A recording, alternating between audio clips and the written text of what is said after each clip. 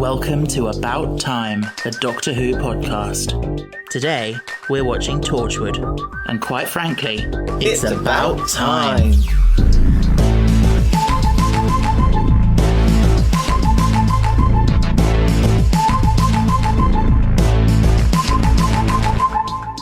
Hello. Hello. Hi, Marcus. We've done that before, by the way, that joke. Oh. Marcus Butler. Oh, yeah. Anyway, welcome to episode 34 of About Time. We're recording early in the week this week. Because Stephen's super busy. Yeah. So this week, time of recording is my play. So I'm going to be out every night, apart from tonight. Although I'm probably going to mention the play again a bit later in the episode because of the 1950s stuff. Yeah. So this play that I'm doing is the aesthetic of the 1950s, but it's not actually set in the 1950s. It's modern day. Don't give the spoiler away. It's fine. It's fine. But it's basically about a couple who try and live as if it's the 1950s.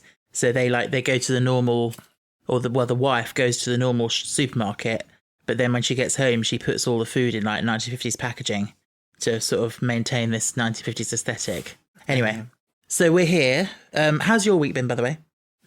Meh. I'm on day 5 of 6 days in a row. Yeah, you can't wait for that time off. Bear in mind, I know people do 6 days in a row. My brother's done 14. He likes to keep telling me that he's done 14 days in a row of 12-hour shifts. I'm like... Is that even legal? I don't know. I don't know. Sometimes I take what he says with a pinch of salt. Well, yeah. So we're here to talk about Torchwood. We've watched Out of Time. Blech. Really? And we've watched Combat. Blech, blech. Yeah, for me, Combat is more bleh than About Time. I keep calling it About Time. It's Out of Time. Out of Time. You just called it that once. You don't keep... No, in my head, though, I keep accidentally nearly saying it. Okay. Anyway, so what did we think of Out of Time? Bit slow. Okay. Bit slow. A bit... It needed something to punch it up a bit. Yeah. And I felt like they felt like the death of John was going to do it. Maybe. Like punch it up, give it a bit of drama. But for me, John's death was needless. Yeah, oh no, I agree on that. I understand he struggles. I understand he misses his family. I understand that it's hard to give up everything you know. I do understand that.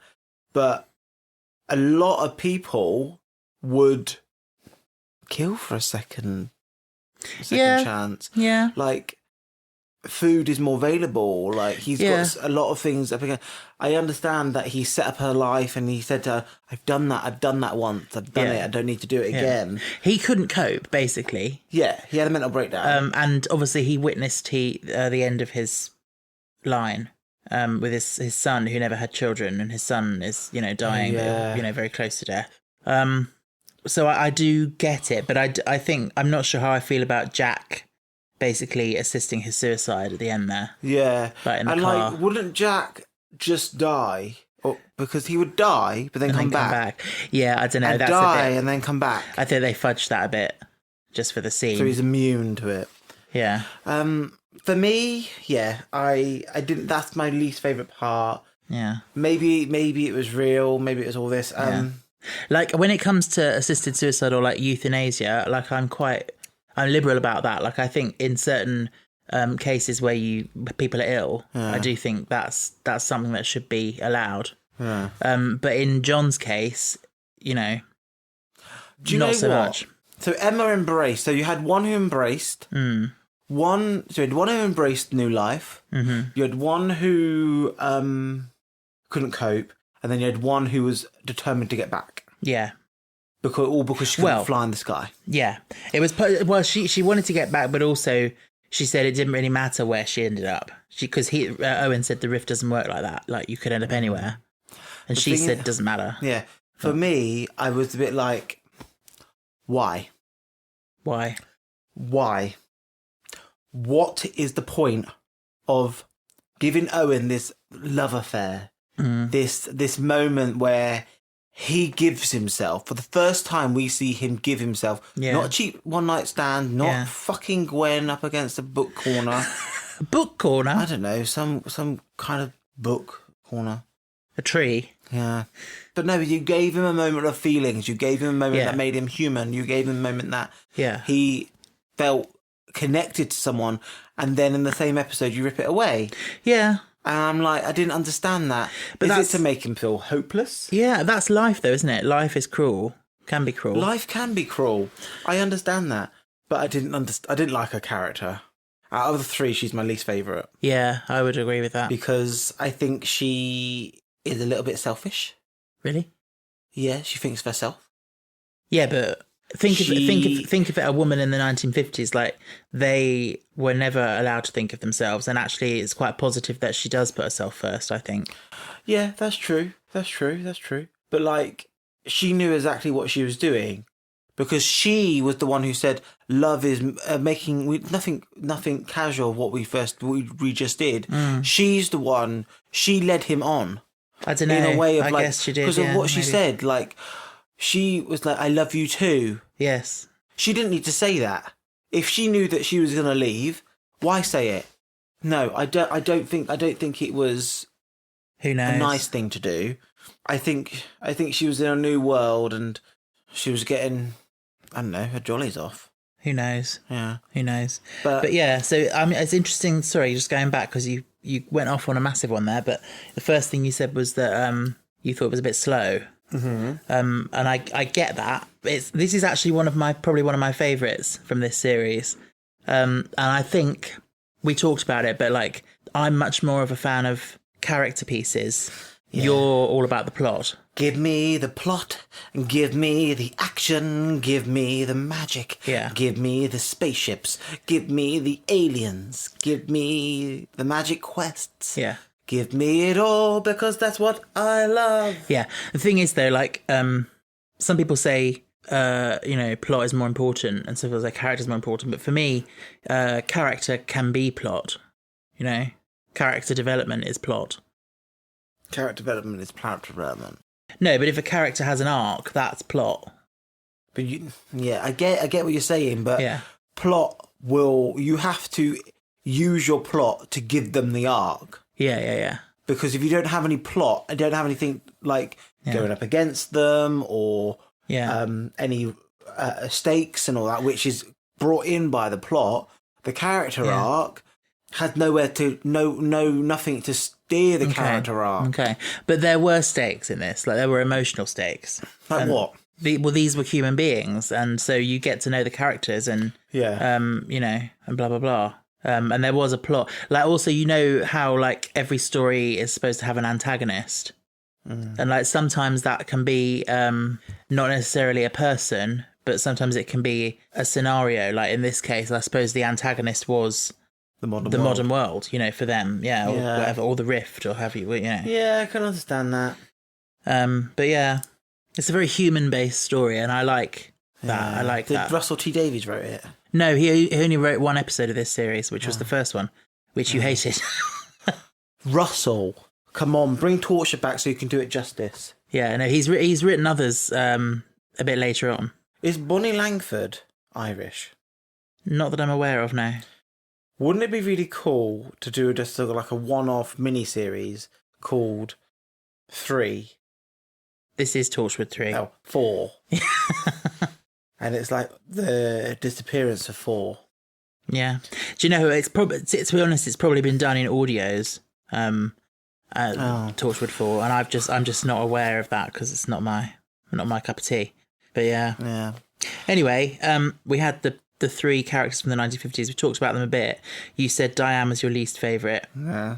I think Emma's my favourite. Would you agree with that? Or? Yeah, I liked Emma. I really like John as well. Yeah. So I'm going to move back onto John quickly. Just I want to. I felt for John. I felt for him like so much. One of the heartbreaking scenes is when he's crying and he's holding his son's hand. The care home scene. Yeah. That is amazing. Like, that scene. The actor, chef's kiss. Yeah. Like, they both did a fantastic job. Yeah. Like, amazing. And like, sometimes crying in actors looks like an orgasm gone wrong. Okay. It looks like you're doing your orgasm for his face, but then you're like Oh, I must be sad. Oh no, I don't know. I don't know. And they do like these weird like faces. Like, This is an audio medium. You can't see that. oh, anyhow. It was a weird face. Yeah, but he felt the crying felt genuine. Oh, 100%. Yeah. It felt like he understood the assignment. Do you recognise the actor? No. He was in The Crown. The one where Prince Charles went to Wales and learned to speak Welsh. He was the tutor Oh yeah. who taught him Welsh. Yeah. He was good in that as well, wasn't he? Yeah, he was good. He's a good actor. Actually. He's a good actor, yeah. Was he Welsh? Yeah. Oh my god, yeah, he did have a Welsh accent. Yeah, he did, yeah. But yeah, that's probably the highlight actually of the episode, that care home scene. Oh, 100%. When he's talking to about his childhood and then he remembers the team that won. And then he's trying to tell him, it's me, it's your dad. Yeah. Like, yeah, it's so heartbreaking. Oh, back to Emma. Oh yeah, you want to talk about Emma? Yeah. There are some there are some really funny bits in this episode as well. I think Emma provides a lot of the comedy. Like that bit when she's hanging out with those two girls in the like where the flat or whatever it is that they live The in. house share. House is that a house share? Yeah, like saying like a bed sit. They have like, a communal kitchen or something like that. Or a shelter or something like that. Or a hostel. Yeah. I also love how Gwen takes her to stay with them. We will come back to Gwen in a minute. Oh, in the next episode. No, I've got a lot to say about Gwen. In the next episode. Both episodes. Oh, this one. Yeah. But with Emma, yeah, she also had a very good scene of emotional outburst. Oh, I hate this stupid stinking place, whatever it was. Yeah, and she was like, I felt like wasn't as good as John. Yeah, upset. But yeah, because he was very like, I'm the man, and I'm and he was like, and then she said, only my father gets to speak to me like that. Yeah, and he I always felt like he was, even though he was today, he was trying to keep up the traditions of the 50s. The 1950s values, definitely, yeah. And he was trying to... The thing is, though, I don't think he would have... Even though they would have tried, he wouldn't have fitted. Even if he had found a lady... No, because he was older and he was set in his ways. Yeah. And, so he wouldn't have... They would have not... He really struggled to adapt. Yeah. Whereas Emma, I think, was probably young enough that she could. Yeah. So I was really hoping that John was going to have a gay revelation. Okay. In a way that he's suppressed it. And now he's just come into a world where it's in a lot of places with Pride Month and all this. Yeah. With a lot of people, not everyone in the world, but a lot of people are supportive and don't really care who you go to bed with. I think, and that would have been a strong episode. That would have been strong. I think that could have been nice for the character, but I think that might have been a bit too much to fit into one episode where you've got the three characters to deal with, and everything else that you had going on. Because I wouldn't sacrifice That's a very homophobic thing you just said. What? Not thinking it was a good idea. No, I think it's a good idea. I just think it's too much. If you're going to do that, just have him be the one single person that came through. Don't you think they had him and Jack had chemistry? You said you felt like Jack was flirting with him. Oh, 100%. Yeah. Jack liked a daddy. Jack just flirts with everything with a pulse. Not everyone. Pretty much. Not Yanto. Yes, hello. Not Toshy Tosh. No, maybe not. Maybe not Tosh. The Windy City, Windy City is mighty pretty. I don't know much for. But in my bum. What? Bum. Okay. Yeah, I love that. I love Emma when she takes a little sip from the beer. She's so good. Yeah. So Emma could find a boy and then find out that it's actually her. Oh my god, what happens if she finds her sister? Oh my god, she's an only child, isn't she? Yes, I think she is. Oh, they round that story up quite quick, didn't they? Yeah, because actually that's a good point. They could, the others could have found descendants, possibly. But yeah. But they didn't care much. I don't know. But Diane just was just like, when can I get back up in the sky? When can I get back up? Yeah, because that was her passion. When can I get back up in the sky? That was her passion. Like, calm down, love. I really like the supermarket scene where and Yanto took them shopping. Yeah. And like it's a big sort of showcase of the clash between the 50s culture and modern culture. Yeah. And how he was, they were like, this is crazy. And he's like, yeah, sorry, we're a consumer society. And they're like, no, it's fantastic. Because they'd just come off rationing. Yeah. And like the way that they see like all the sex everywhere, like magazines and stuff. Yeah. I like that scene. He says there's children around, and Yanto goes, she's a children's TV presenter. Yeah. So let's circle round with the sex thing to Reese's bum. Oh yes, naked Reese. I love Reese, as many people will know about this podcast. Mainly because of his bum? He had a nice bum. Yes. And yeah, no, he's very attractive in that. He's very attractive and he's lovely. He's lovely, sweet. And he deserves better. Cuddly teddy bear. Oh my God, yes. We will come on to that bit later. Yes. But I will tell you this. Gwen is toxic AF. 100% at the moment. This she is. job is destroying her. 100%. And it's burning her out much faster than the others. Yeah. And I think Owen's realising that he doesn't like it anymore. He doesn't enjoy it. This constant, he can't build connections with people. The thing is though, like I said to you during one of the episodes, you can't quit this job. Yeah, you can't. Susie said that, do you remember? When she was resurrected, she said something about, Jack did tell me this is the one job you can never quit or something. And it's very true. And so the only way out is death. Well, that's the thing. Even with Susie, she died and she still couldn't quit. Yeah. She got brought back. Yeah. Yeah. But yeah, I was saying about bits I find funny in this episode. Like, Gwen actually has some great comedy. Like, when she's trying to convince Reese to let her stay. And she's just behind Emma and she's just like mouthing furiously at Reese. And then Emma just looks around and she just sort of casually like pretends she wasn't. Like, it's so funny. Your mum just rang. She doesn't know an Emma. And the scene where Emma and Gwen have the talk about sex. The birds and the bees. The birds and the bees. Well, yeah, and it just ends with... It just ends with Emma just slut-shaming Gwen unintentionally. Yeah. I'm really not the type of girl that sleeps around.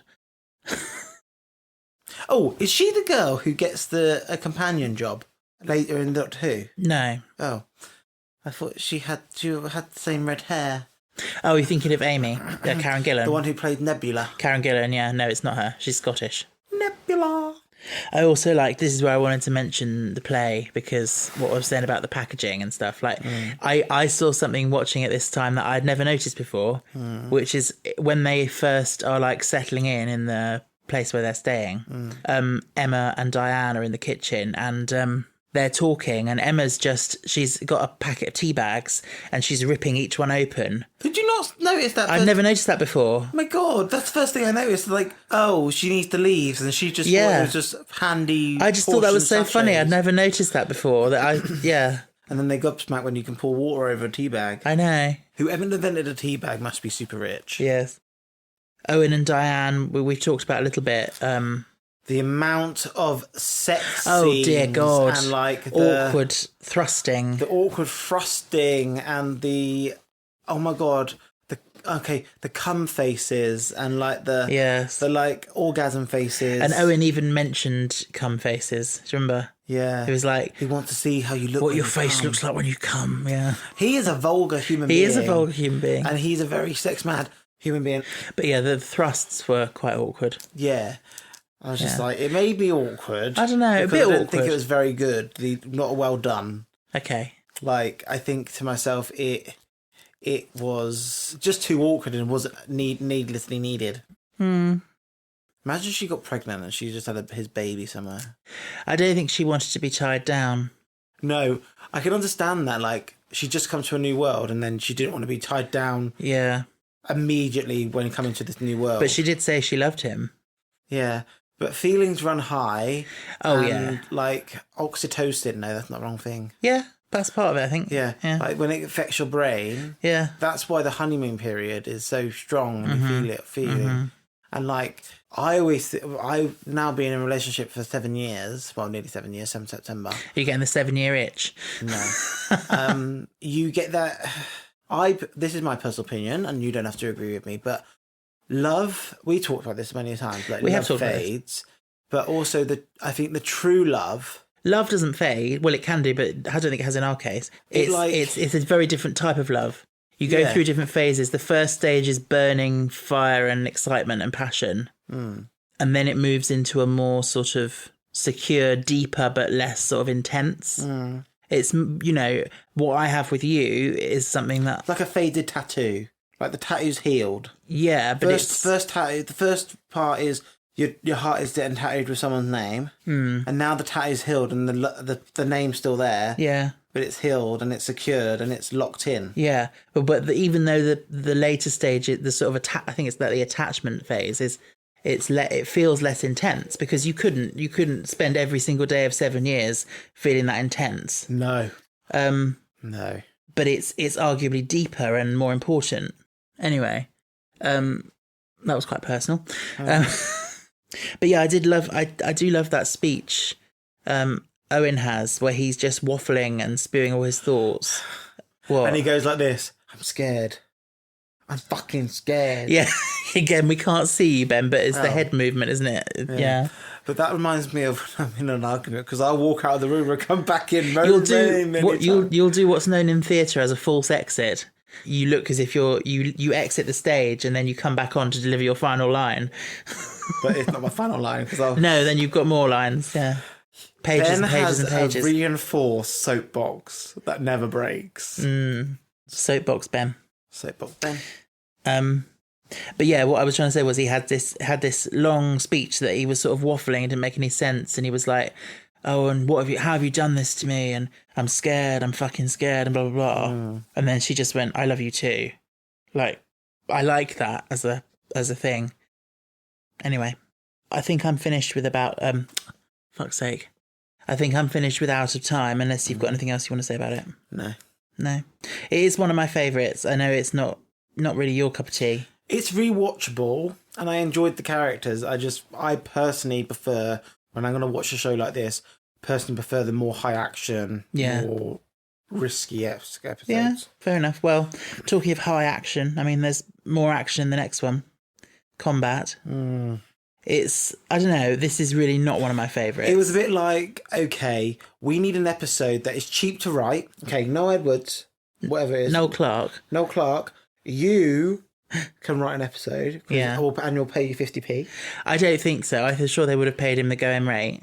And then they said, just make sure that it's got special effects that we can use. So, well, they've already got the Weevil. Yeah, they've already got the Weevil costumes. Yeah.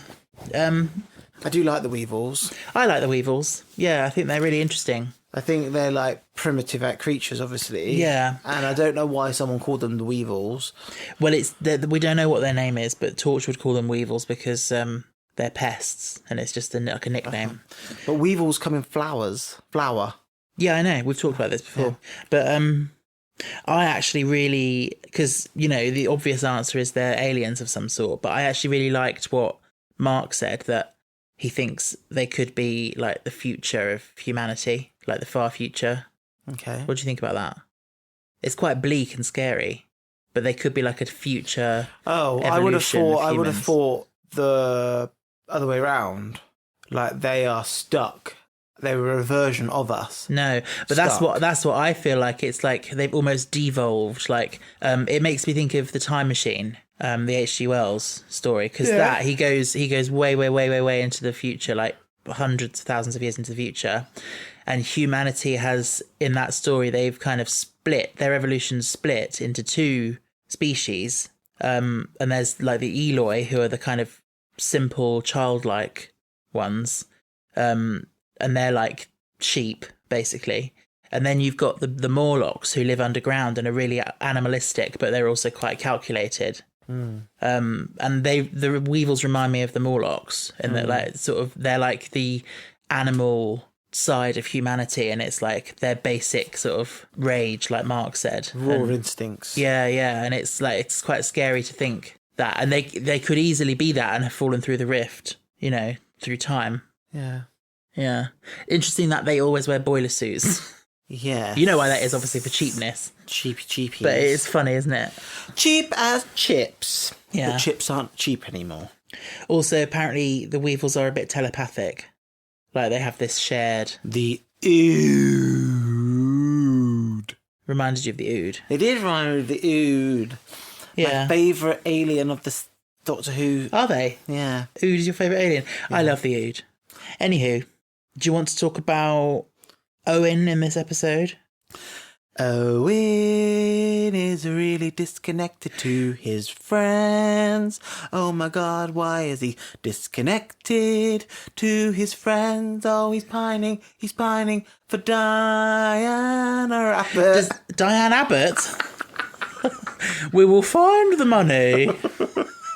I will find the rift.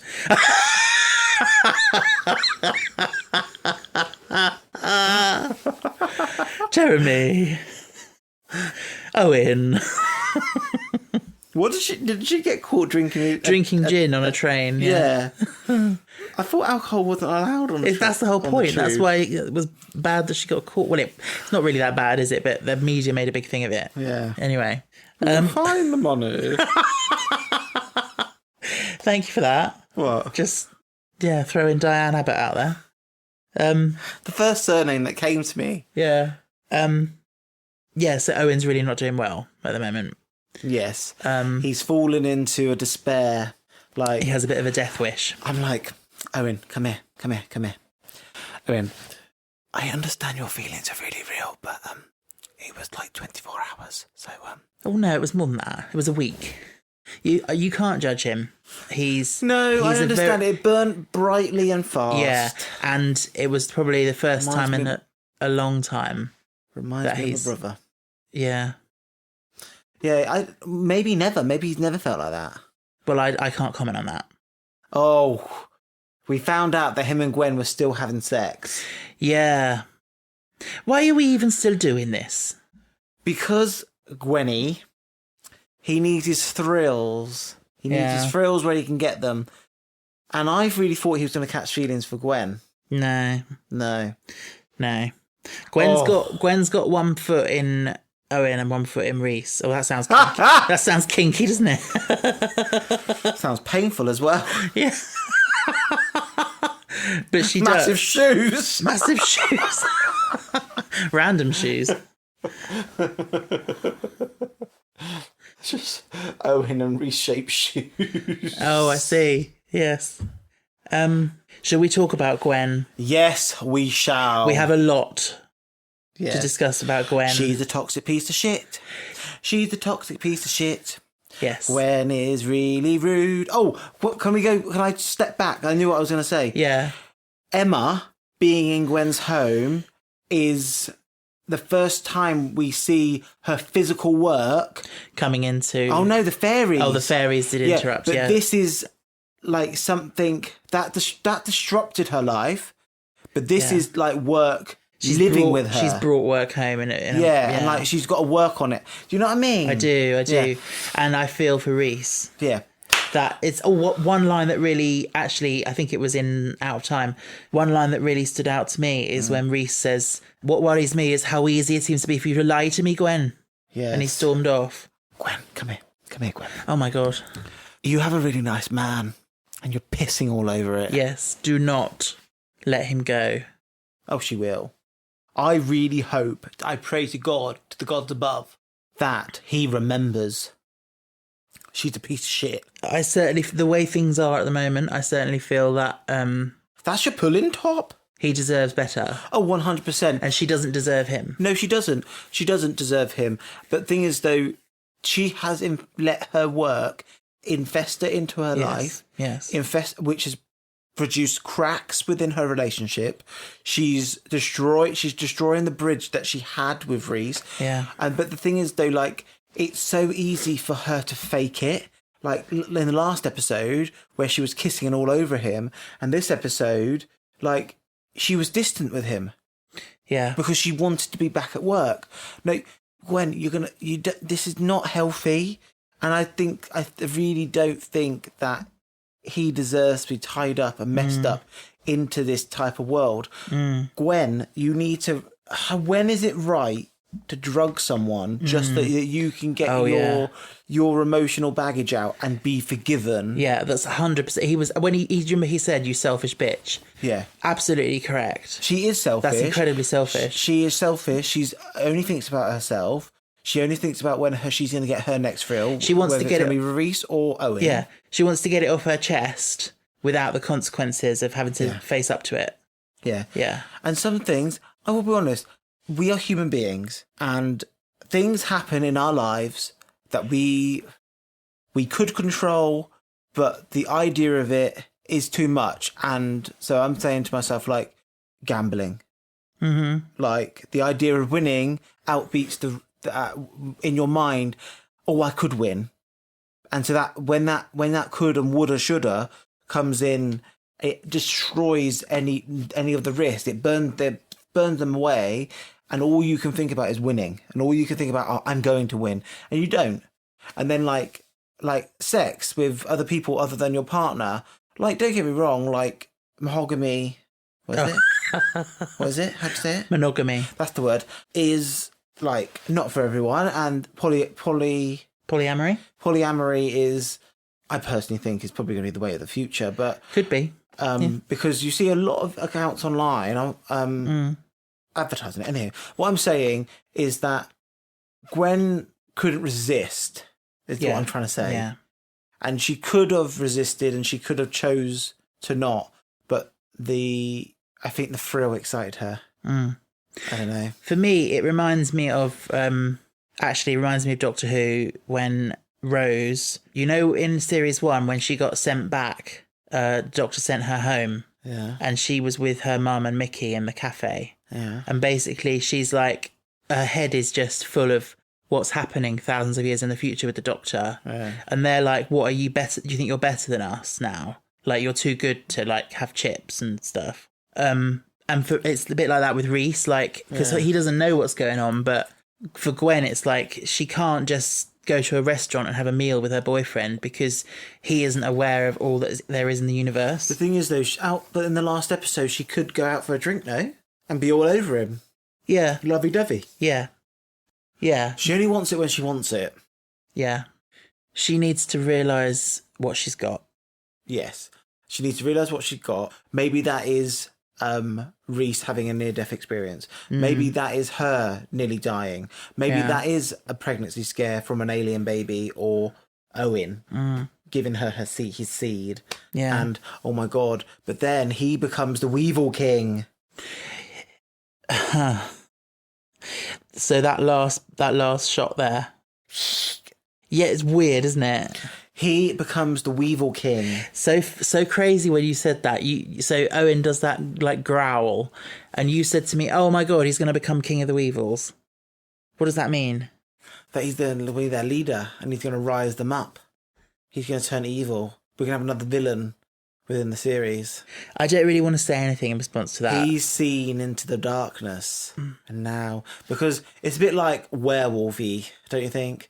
Like, oh, I've been scratched and bit by a werewolf, and now I'm a werewolf. Now he's been scratched and beat by a weevil. What a pathetic thing. You go to like some kind of anonymous club and you say, "My name's Owen and I've been scratched by a weevil." Doesn't have a ring to it, does it? No. I don't know. I don't know if it's to do with that. I think, maybe you'll have to wait and see. But he won. He beat. He came out alive. Yes, that's true. And like that shows dominance in their society. Yeah, although he only came out because the Torchwood team arrived. But the resonation of his win still rings out and maybe sent it to him and all that. Or in that, I really thought in that moment when he was closing his eyes that he actually, oh my God, he said, "Get off me." Yeah. He wanted to die. He wasn't talking to the Weevil. No, he was talking to Gwen, or whoever it was. He had a death wish. He had given up. Very sad. So are we going to have a new cast shake-up in Series 2? What do you mean? So I think Owen's going to leave. Right. I think Gwen might leave. Right. I'm going to have a new cast up. Well, you'll have to wait and see, won't you? I'm going to keep Toshi Bosh. You have to wait and see. And we're going to keep Johnny Bobs. And we're going to keep Icky Bobs. And then we're going to add in another woman and another man. Or 2 women. Or 2 men. You'll have to wait and see. Can we please talk about the scene which you laughed at? And for me, she was just like waving at her pizza. Yeah. Hello, pizza. How are you? No, stop it, because this is one of my favourite scenes in all of Torchwood. I think her acting, Eve Miles' acting in this scene is so good. So she's come in with the pizza. No one's in the hub. She's got so much going on. She's alone, and she starts to her eyes start to fill up. And so she defiantly, you can see on her face, she's basically saying to herself, right, well, no one else is here to eat this pizza. I'm going to enjoy it. Fuck it. And she tries. And then as soon as she takes a bite, her sobs she can't eat it. Yeah. And I just think that performance, like she does so much without words in that scene. Yeah. It did get better. It's just the waving at the pizza for me. It's just But people do funny things when they're upset, Ben. I'm so emotional from eating this pizza. It's like, ugh. She's like, ugh. Pineapple on pizza. But yeah, no, people do funny things in life and when they're upset. So, it's an acting choice. Yeah. You don't have to like it, but I do. Yeah, no, it was good. And the way she was like, oh, Jack. Yeah, I was going to mention that. I love that as well. She's like, she's sitting in Tosh's seat and she's like suddenly thinks she is Tosh. Yeah. And then she doesn't realise she doesn't have the headset. Yeah. So here we go. Yeah. Here's a little fun story for you. I work in a retail company that has headsets, which is quite common these days with headsets. Someone asked me something over the headset and I kid you not, Stephen. I go, yeah? Oh, fuck. Yeah, got to push the button down. Oh, do you? Oh, okay. So just speak to myself, or oh, you do have to actually push a button down. Yeah. I always wondered why people put their hand to it, like. Yeah. So with our headset, you've got to push a button down. Okay. And then you can speak into it. Interesting. Good to know. Is it just me, or is that fake website they made for Owen, really funny? Yeah, AI technology before it was even around. What, putting his face on a man's body? Oh, see, I assumed they'd taken the time to film that. Oh, I thought it was AI technology. It could have been. No, I assumed they'd been like, right, we need you to go undercover, so we're just going to hire these random fish people to stand behind you. I don't think so. Because they didn't really have time to do that. No, I just think it's AI technology. Yeah, I guess it is, isn't it? I hadn't thought of that. I was just pictured them being like, right, we've got to have a little production now, we've got to shoot this advert. No, because Tosh probably just made that in 10 seconds. Yeah, true. She probably has loads of bases. She just has font in. Yeah. And then she has, I love that bit where she's like, Jenny Long from the yeah, Harper Sales. Or it could have just been, she could have just green screened it. They could have just recorded him. Yeah. Yeah. And then that moves on to Mark. Oh dear. Weird, creepy I man. really thought there was sexual chemistry between them. Yeah, he was a bit. And when he invited him back to his house and he was taking his shirt off. Yes. And hanging around. I was a bit like, yeah. Mark, are you coming on to him? Yeah. Because I don't know he was flaunting something. Yeah, I think rather than flirty, it was more that kind of straight man, asserting dominance, and being But then he gave up. He did in the end, yeah. I don't understand that. Yeah. What made him turn into, I just want to die? I think it's this type of man that this episode was about, with so much rage against the world, it's this toxic masculinity, And I think if you are the kind of person that lets that consume you, maybe you do just have a death wish in the end. I don't know. Yeah. But yeah. You, what do you think about this whole concept of Weevil's cage fighting? I called the cockfight. You... yeah. I called it. Well, cockfighting is where they put two cocks against each other. Cockerels. Yes, I know. All right, get your mind out the gutter. Yeah, but they put two against each other. Yeah. But this was human against Weevil. So, yeah. Maybe they had I don't know. It was like, it's like Cage fighting. Yeah, that's but what I'm like trying to say. it was the same kind of concept. Like I think like Yeah. And yeah, this episode is quite barbaric to the Weevils, like cruel to them. And I liked that line where, you know, they used that Weevil as bait. And Tosh said to Jack, just to be clear, like, we'd never put a human being through that, but Weevil's a fair game, is that right? Yeah. Like, it was good for her to stand up to him about that. Yeah. But Jack, as the series goes on, I think the more and more we see Jack make these hard decisions. Yes, he's ruthless. That's 100% the thing about Jack, because Jack is not the Doctor. Yeah.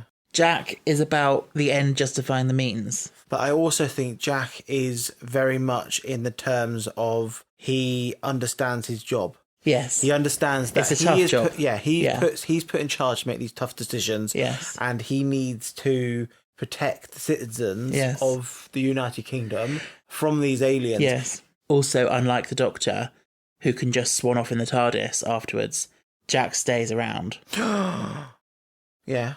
What are you gasping at? My brain was going elsewhere. What? You know, you talk about don't look in their eyes. The Weevils? Yeah. Yeah. And you know they said they've got telepathic ability? Mm. Maybe they can paralyse their victims, like somewhat paralyse them, Maybe. give them a sense of peace, and so then they're free to attack. Maybe. Yeah. Maybe. Well, I don't know. I don't know, but I think that's very plausible because he felt a sense of peace, and I also think that Mark probably felt a sense of peace because he was looking in the cage. But I'm assuming that comes from just knowing that you're about to die and that, you know, all your problems have gone. Was there anybody hot over the week for you? Not really. Did you? I thought Mark was quite handsome. He's okay. He's a bit chavvy. A chav guy who got money and thinks he dresses well, but I don't think he really does. I really felt like he was gay. I'd like to take you out for a drink. Yeah, there was a vibe. There was a definite vibe. And Owen's been there before. Yeah. That scene when they were sitting either side of the kitchen table, I did feel like when he said, like, there's so much more, like, I felt like he was saying it felt like, let me give you a blowjob. Yeah. Quick blowy under the table. Yes, all right, okay. Anything else to say about combat? I thought it was a good. I thought the premise was good. Mm-hmm. I definitely don't think the premise was. He came up with the premise. Oh, Noel Clarke. I think he was giving it. I don't know. Some of the lines were stilted. Yeah, I don't know. I think it's very him. I mean, because I know he's written movies like about gangs and stuff, like kidulthood and adulthood. I haven't. Is that what you wrote? I haven't seen them, but do you know them? Yeah, they're not my cup of tea. No, not my cup of tea. They were all the rage when we were in school. Yeah, that's him. He's behind them. Oh. But yeah. So where's it going on the list for you? 6. I think it's going to go in between Small Worlds and Ghost Machine. Okay, that's combat, is it? That is combat. And then Other Time. Out of Time is probably going to go... So, it's going to go Small Worlds, Out of Time, Combat, Ghost Machine. Okay, makes sense. I need to do my ranking now. I'm such a ranker. We didn't talk about that. What? Them in the car. Oh, yeah. Apparently I could be such a wanker sometimes. Yes, you can. Yeah. And you know it. I like to think I do a good Owen. What's better, my Gwen or my Owen? Do Gwen. The shittiest part of being a police officer, and I still can't get away from it. Do Owen. Oh, only in the bloody countryside. Oh, not bad, actually. Yeah. That was better. Anyway, for me, what are the episodes again? Out of fucking time, not about time. I'm putting Out of Time above They Keep Killing Susie, which puts it at number 3. Out of Time is number 3, and Combat, that's going lower. That's going to go below Ghost Machine and above Cyberwoman. So Combat is number 9 for me. I definitely put it lower than you. I think it's considered one of the lower ones of Series 1, I would say. But you didn't dislike it that much. No, I didn't. Cool. Well, we've got 2 episodes left of Torchwood, which means 1 episode of the podcast. Torchwood part podcast. That's what I mean. And then we move on to what is actually this podcast about. Doctor Who. Yeah. Well, you're enjoying it, aren't you? Yeah. I've got to wait. You're making me wait to watch second series. Yeah, because you have to watch it in the right chronology. But yeah, the next 2 episodes, they kind of loosely form a 2-part finale, but they're also quite separate. So, you know. And the next one, probably one of the best. Probably one of the best. Next one. What's it called? Captain Jack Harkness. Oh, we get to know about his history and past. Maybe. Maybe not. You can find us on Instagram At About Time Cast. You can find us on tweet.